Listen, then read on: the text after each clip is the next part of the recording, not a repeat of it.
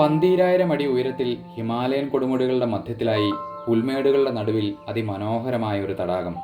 രാത്രിയുടെ നിഗൂഢയാമങ്ങളിൽ യക്ഷകിന്നര ഗന്ധർവന്മാരും അപ്സരസുകളുമൊക്കെ ഇവിടെ നീരാടാനായി എത്തുമത്രേ. രുദ്രനാഥ ക്ഷേത്രത്തിലെത്തുമ്പോൾ ക്ഷേത്രത്തിന്റെ പരിസര പ്രദേശങ്ങളിലായി കുറച്ച് പുണ്യതീർത്ഥങ്ങൾ കാണാം. സൂര്യകുണ്ട്, ചന്ദ്രകുണ്ട്, താരകുണ്ട്, മാനസ്കുണ്ട് എന്നിങ്ങനെ. ഇതിൽ ഏറ്റവും പ്രധാനപ്പെട്ട ഒരു തീർത്ഥസ്ഥാനമാണ് സരസ്വതി കുണ്ട്. ഈ തീർത്ഥകുളങ്ങൾക്കെല്ലാം രോഗശാന്തി നൽകുന്നതിനുള്ള കഴിവുണ്ടെന്നും വിശ്വസിക്കപ്പെടുന്നു. രുദ്രനാഥ ക്ഷേത്രത്തിലെത്തിയാൽ തീർച്ചയായും സന്ദർശിക്കേണ്ട ഒരു ഭാഗമാണ് ഈ സരസ്വതി കുണ്ട്. ക്ഷേത്രത്തിന് പുറകിലൂടെ ഒരു 1/2 കിലോമീറ്റർ നടന്നാൽ സരസ്വതി കുണ്ടിലേക്ക് എത്താം. സമാനതകളില്ലാത്ത ഒരു പ്രകൃതി ഭംഗിയാണ് നമുക്കിവിടെ കാണാനാവുക. അല്ലെങ്കിലും ഓരോ സ്ഥലത്തും ഓരോ തരത്തിലുള്ള സൗന്ദര്യമാണ് ഹിമാലയം ഒളിപ്പിച്ചു വച്ചിരിക്കുന്നതും.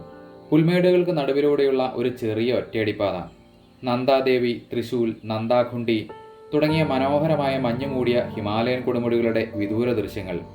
ഉയർന്ന സ്ഥലമായതുകൊണ്ടാവണം സൂര്യപ്രകാശത്തിന് പോലും അത്ര തെളിച്ചമാണ്. ഒരു 8K ദൃശ്യമകവിൽ ചിത്രങ്ങൾ കാണുന്നത് പോലെ.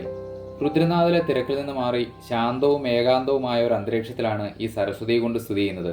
ചുറ്റും ആൽപൈൻ പുൽമേടുകളാലും മഞ്ഞുമൂടിയ പർവ്വതങ്ങളുടെ വിദൂര ദൃശ്യങ്ങളാലും വലയം ചെയ്ത ഈ ഒരു ഭാഗം സമാധാനമായി വിശ്രമിക്കാനും ധ്യാനിക്കാനുമൊക്കെ പറ്റിയ ഒരു സ്ഥലമാണ്. വെറുതെ ഒന്ന് കണ്ണടച്ചിരുന്നാൽ പോലും നമ്മുടെ ഉള്ളിലേക്ക് കടന്നു വരുന്ന ആ ഒരു ശാന്തത പറഞ്ഞറിയിക്കാൻ പറ്റാത്തതാണ്.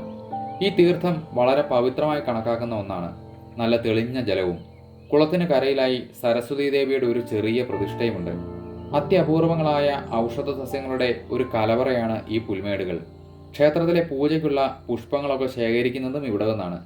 ശുദ്ധവായുവും ശ്വസിച്ച് ആ ശാന്തമായ അന്തരീക്ഷത്തിൽ കുറച്ചു നേരം ചെലവഴിച്ചതിന് ശേഷം ക്ഷേത്രത്തിലേക്ക് തിരികെ നടന്നു.